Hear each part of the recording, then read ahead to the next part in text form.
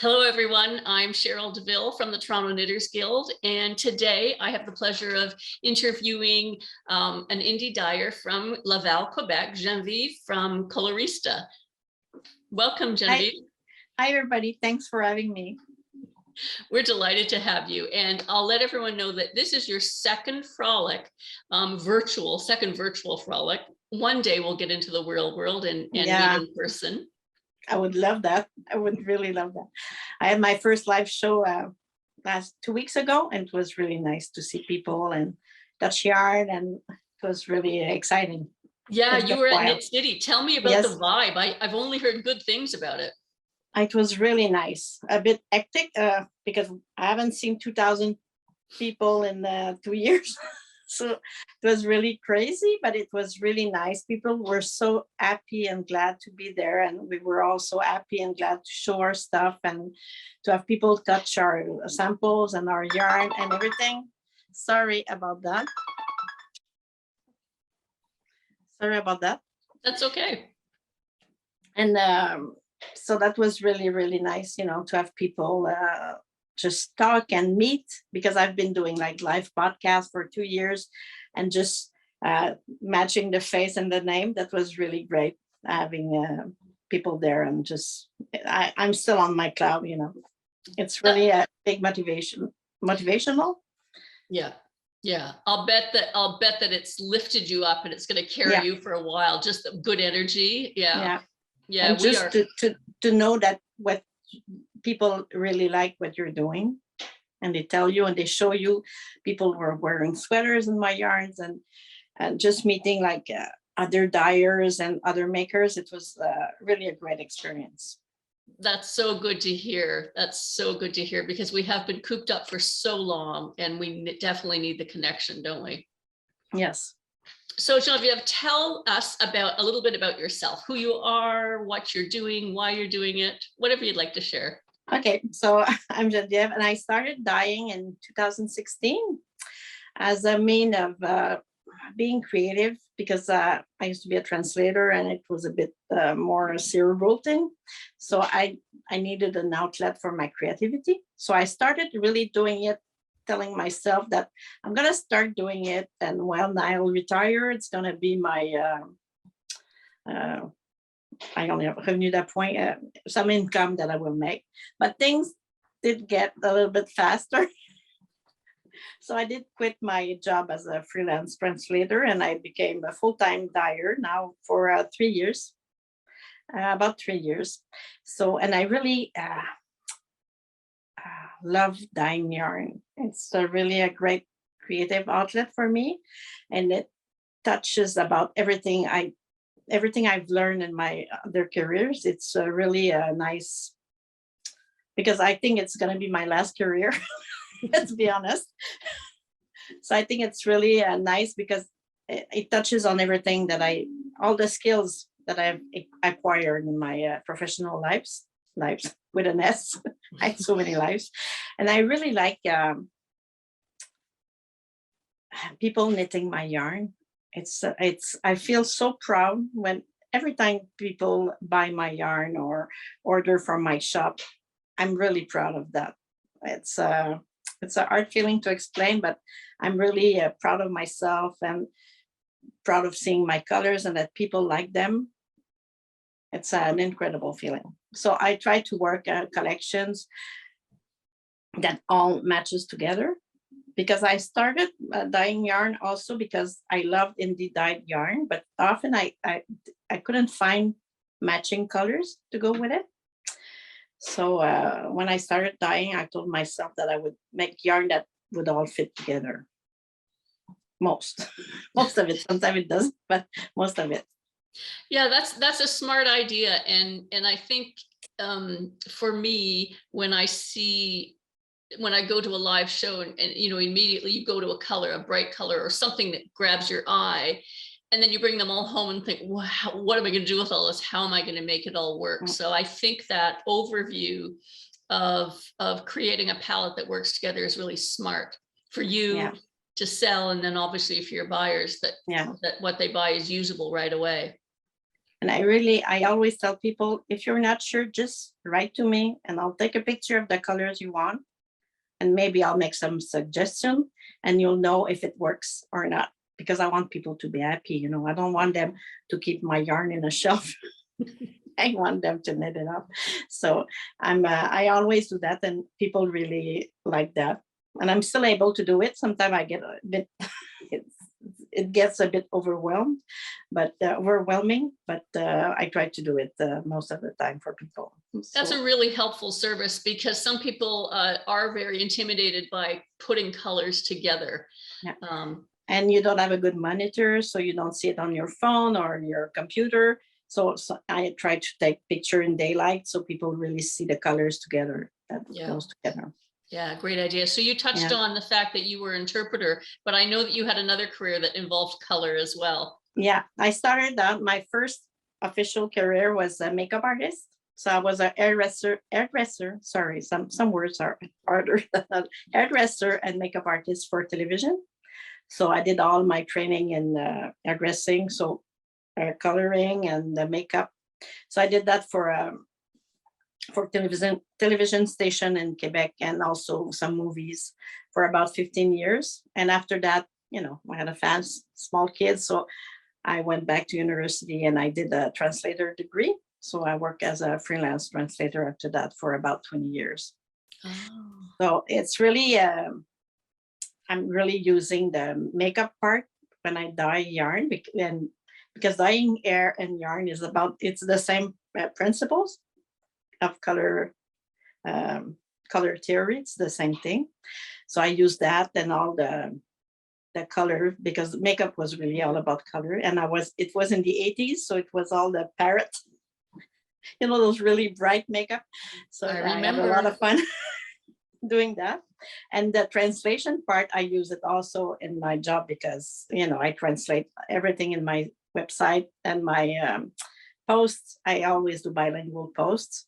So I use that like every day also in my work. So it's really, I never thought that such different jobs could come together in one. So I'm really amazed by that. Yeah. When I realized that I was using all the skills, because, you know, makeup and translation is not much in common, but you all start with a base that you didn't choose, and you have to make something magical with it, either in makeup and then translation. So it's about the same process.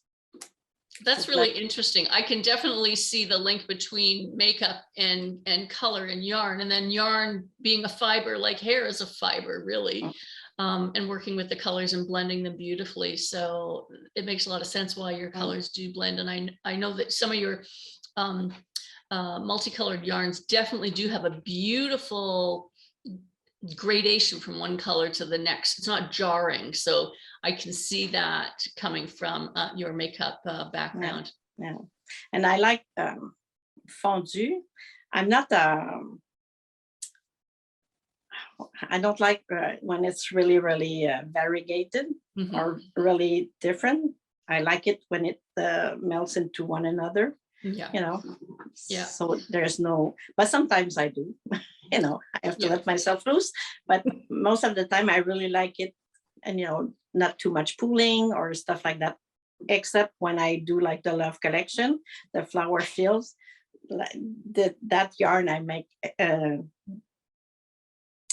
I do it purposely to make a part that's gonna pool for the shop. So tell us about, that's what I ordered from you at last year's Full Frolic, the Love collection. I'm going to show mine. Of course, it's still in a skein as well. So it's mostly this beautiful chambray denim blue with this pop of really wearable green, a lime, but not acid, and then beautiful ivory.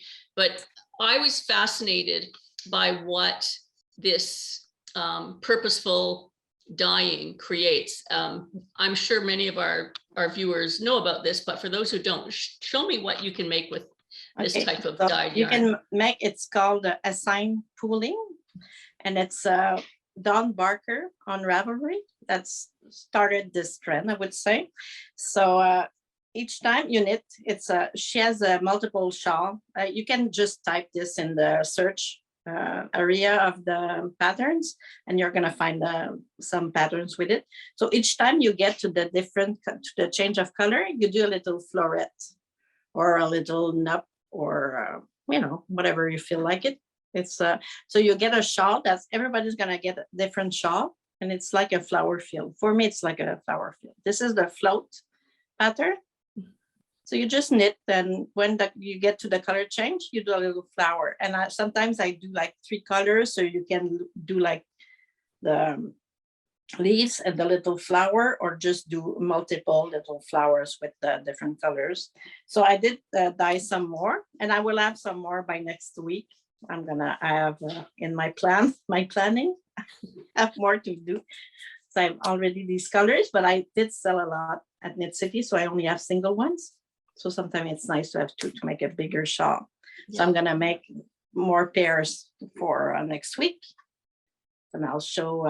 I'll put them in my shop for the frolics. It's beautiful. What I'll do when we post this video to YouTube, in the description box, I put all your contact information. Okay. I'll also link to Dawn Baker's Ravelry page, so that our viewers can actually see what can be made, because you're right, she does have a few patterns now based on that theory. She has the calico, the float, and she did a whole collection of these things. So you need a skein of yarn with about 1/3 of a different color. Mm-hmm. So that's what I do. And I use it's a silk. It's a silk and merino, 80% untreated merino and 20% silk. It's a heavy lace, so it's 600 meters per 100 grams, and it's a really nice and squishy yarn. So you can make a nice shawlette with 600 meters. I believe that it's really nice, and it's really soft in the hand. I really like wearing this. Yes, I believe you, because I'm feeling it right now. It's beautifully soft, and I can feel that it has a nice drape with the silk and the untreated merino. And you're right, 600 meters, like, that's incredible. So this is one of my spring projects for sure. I'm sure when you sell yarn, you don't want people keeping it in their stash because it's precious. But we all buy so much. I know. I do have some of my before, because now I mostly knit samples. Yes. But I have a lot of pre-dyeing stash myself that I always look at as, well, I have to do something with this, but I don't have the time, because I'm always like, I want to discover my own colors. Yeah. I'm always knitting something with my yarn, so I can show people, because people really like seeing samples of what you knit. And people like I have untreated wool. I did this. This is a BFL fingering weight yarn. That's untreated. Mm. And I must say it's an art sell, because people think it's itchy. But it's so soft. It's incredibly soft. And I sold so much at Knit City just because people were able to touch my sweater, and they couldn't believe that it was BFL, because BFL sometimes it's a bit itchy, but this one is really, really, really soft. It's incredible. And I have really a sensible skin, and I can wear that on my skin and without problems. And people were really amazed. As I was telling them, well, it's been 2 years. I've been telling you that it's soft. We need to touch, don't we? We need to touch, yeah. Yeah. And it's true. Untreated merino or untreated yarns versus superwash or something that a lot of people are gravitating to now for a variety of different reasons. And some of them definitely are more woolly and grab if you want to do feral, but you're right, some of them are so soft. And then there's also a place for the superwash as well. It depends on the project you want to make. So I like to work with both. It's really different, because on non-superwash, I do mostly solid colors, because it's harder to do variegated colors, I believe, or it's not as, it looks more stainy for me. Maybe it's the way I dye, but it looks more stained than dyed artfully. So I prefer to do solid, more solid colors in the untreated wool. I get better result, but we each have our style and our way of doing. Yeah. So it's just for me. Yeah, you're right. And so the sweater you're wearing, is that, I know that's a new color that you've done. And tell me about the yarn. Is Yeah. that untreated or the superwash? Or No, that's superwash. This is my basic worsted. So that's a worsted weight. It's a superwash yarn, 115 grams for 185 meters, something like that. And it's really, that's the carrot cake color. And I did something really fancy, which I haven't never done. I put the bias tape that I made myself inside to finish it up. And I'm really proud.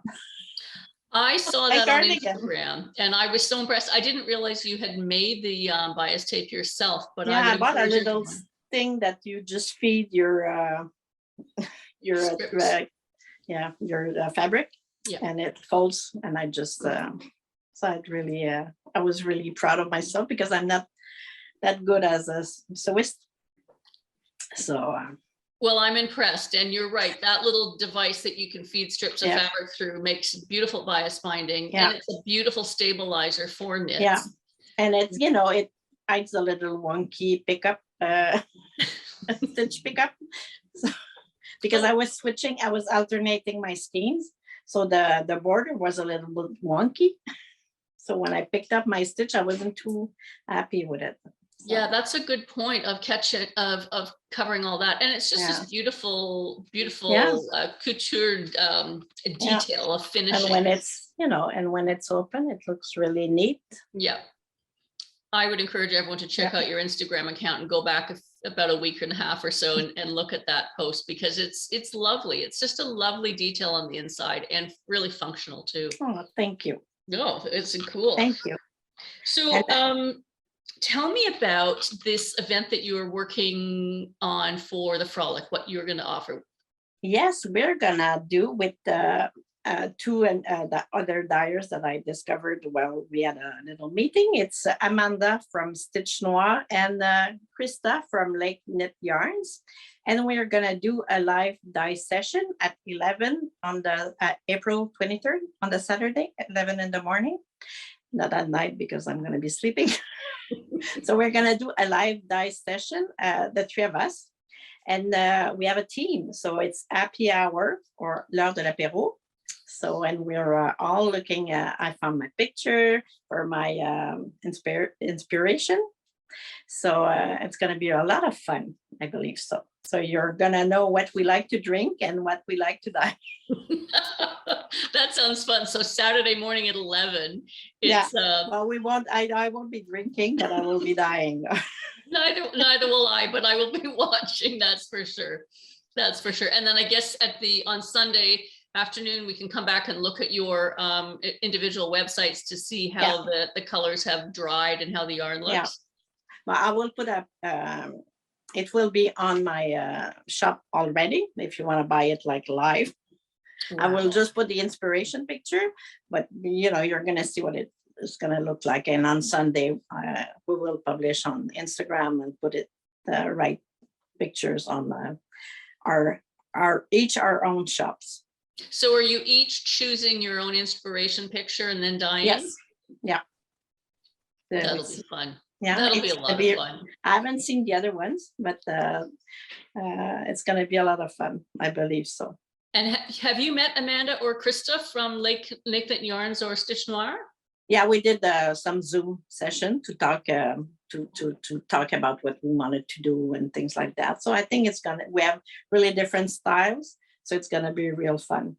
It will be. It's cool that we continue to connect this way via Zoom while we're working with what we have, right? Yeah. And it's nice because I'm in Quebec and they're both in Ontario. So it's going like my followers, we're going to get to know them and their followers are going to get to know me. So it's a really fun way to get people to know each other. It is a great idea. I really like that idea. Tell me a little bit about your products. If you wanted to show me anything, I know you've got great yarn behind you, or if you have any other things that we may not know about. I have a lot of stuff behind me, but I also do I love, during the pandemic, I fell in love with embroidery and mending. So I'm always looking for holes in my jeans and stuff to mend, but I'm getting a big pile, but I don't have much time to do it. But I started dyeing some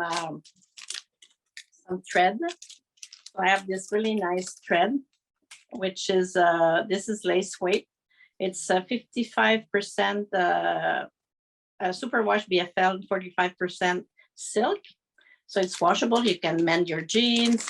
It's gonna hold there, or you can do on your socks. You can do a little embroidery, and it's gonna be super nice. So I do little kits like that, and I also have the dyer's choice, because sometimes I do one of a kind kits, and it's really long, you know, taking pictures and putting in on my website for one product. So it's a dyer's choice if you want to live dangerously. And every summer I do indigo dye when I can be outside, and I dye fabric and thread. So last summer I did dye some thread and some fabric. So this is like a little kit. If you want to mend your jeans, you have a little pochette, little pocket, and it's all indigo dyed by myself. That is so cool. I would mend my husband's jeans, but I'm certainly not putting silk and. No, this is cotton thread. Oh, this one is cotton. This is 100% Q-Pro cotton, so it's recycled cotton. Oh. So it's really sturdy and it's really nice. You can do a bit of stitch stitching with it. It's really nice. I did for my son. If you look on my Instagram, I did for his birthday. I did a drawing he did when he was 3 years old, and I embroidered it on fabric with this kit. So it was really nice. He was really happy with it, because he's now a painter, artist. And so it was his first drawing, and I was really happy that I made this for it. That's So a really nice idea and a really nice memory as well. Yeah. That's pretty smart. And the packages you showed me before with the colored threads, I didn't realize that you could that there was a BFL silk thread as well. Yeah. So this is really nice, and it's a nice little lace thread. So does it feel like a lace weight knitting yarn? Is it about that weight, or is it finer? Yeah. It's a lace weight. Wow. It's a bit plump, you know, it's not that fine, and it's not like the MC thread that you can pull every thread. It's one thread, but you can do really nice thing. Oh, I have you can look at my Instagram. I made a little embroidery on my Musselburgh hat. So you can embroider on your hat, on your whatever you like, on mitts. And you can use soluble paper, and you just draw on it, and you put it on what you want to knit, then you want to embroider, and after that it dissolves. So that's nice. So it's got that nice plump feeling, like a knitting yarn does. So it blends well with your knits. Yeah. So you can really, maybe it would be, I would put double on this, because this is worsted weight, but on fingering weight I can use it single. Oh, that's really lovely. And this week it's Imagine Landscape started their new gnome, MKAL. So I did some kits for that. Those gnomes are spreading across the country, aren't they? No, they're so much fun to do. So I did 3 kits. So this is Florentine. I've got Milanese, and no, this is Milanese, sorry. And this is oh no, I have a blank. Florentine, Milanese, and I can't recall. My God. Anyway, so it's the gray and pink one. It'll come to you at 3 o'clock this morning. Yeah, it's sure after supper. Oh, it's gonna come back to me. So I had really a lot of fun doing these, and you're gonna still have time, because the CAL just starts on May 13th. Oh, okay, because I am seeing it on Instagram. It's popping up again. So is it a mystery one? CAL, but she's working it in blocks. Is that what she's doing? But she's doing the Year of No, but she's doing a mystery CALs also throughout this. So it's her next mystery one. So I know what it looks like. She looks like it's a girl. So but it's really nice. So it's really Okay. cute. So it's a mystery one. So the pattern, the MKAL will start on May 13th. Okay, so the timing works well for Frolic. Yeah. So we can purchase one of your kits with Yeah. just confidence, knowing it's going to work well with the mystery that starts in May. Yeah. Yeah. Okay. And I'll I will link- have a discount code for Frolics also in my shop. So I'm going to give 15% off with code TKF15. Thank you very much. Thank you very much. That's wonderful. I will link the gnome, I was gonna say the Gnome Along. That's not what it's called. You should do that, a Gnome Along. That's A so Gnome cute. Along. I'll trademark that as soon as I finish interviewing. Yeah, you should. You would make money. A Gnome Along. I'm sure she didn't think of that. That's really funny. I'm losing my mind. Show me what you've got behind you. I see some gorgeous, beautiful, deep, rich tones of colors. There. So these are new colors. Oh, new colors. Good. And I launched maybe in February, I believe. So this is my basic sock. So this is my sock yarn. So it's 80% merino and 20% superwash and 20% nylon. So, and you know, like they can all really work well together. I just go like that, and you know, you can have fun playing with colors. And I really add a blast doing these ones. I went really neon crazy. I think maybe even Zoom has problem with this.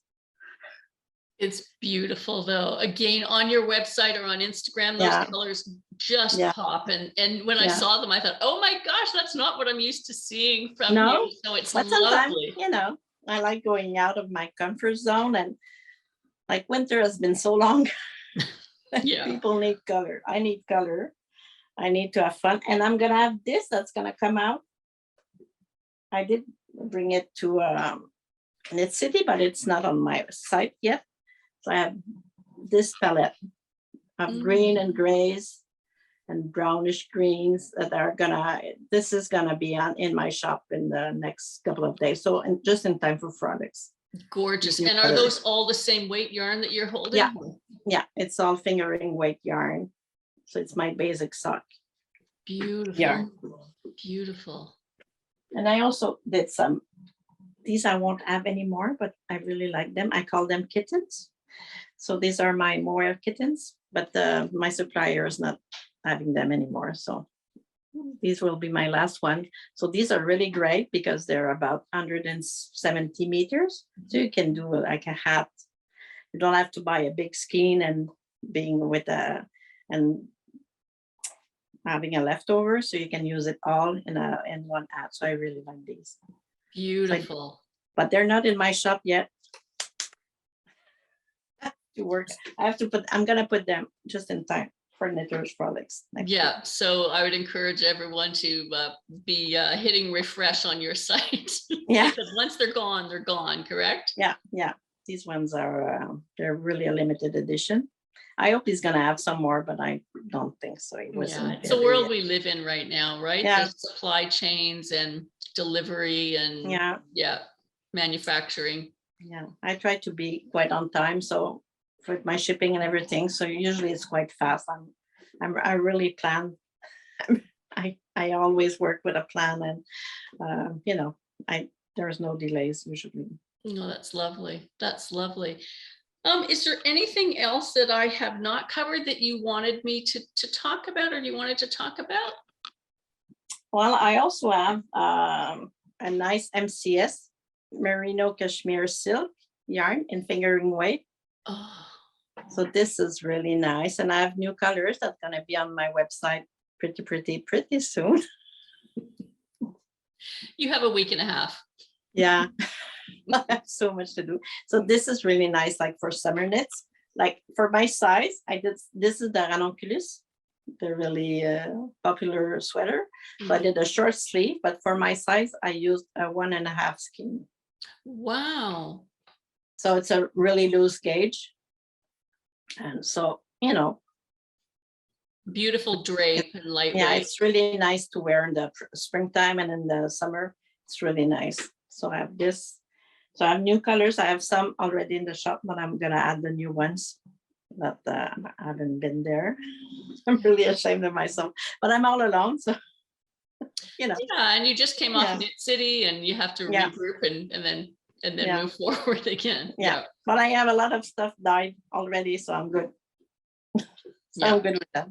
Yeah, it looks like you're good. I definitely am seeing colors behind you that look absolutely delicious. And I can definitely speak to the quality of your yarn, how beautiful Oh, it thank feels. you. You're so nice. Oh, well, it's true. It's true.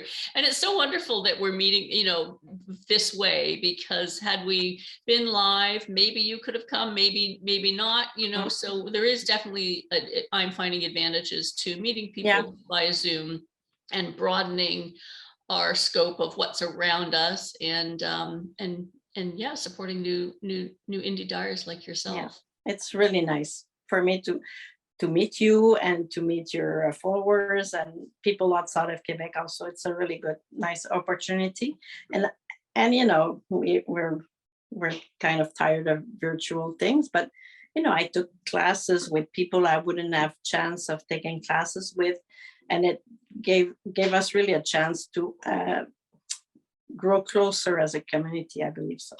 Yeah, I agree completely with everything you said. Yeah, there's definitely been some gems. Yeah, we all want to get back together again, but definitely we've made good use of our Yeah. time. But I think it's we're gonna keep some, and it's gonna be a good let's hope we're gonna meet each other. But I think the virtual thing is it's still a good thing. I think so too. I think a hybrid is kind of where we're going to Yeah. be for the next few years until we kind of sort out how it's going to all roll out. But there are definite benefits, that's for sure.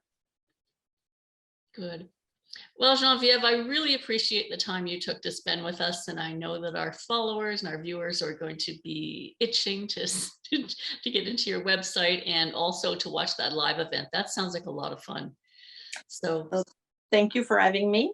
It's been really fun, and I can't wait to meet the Toronto's Knitters Guild members.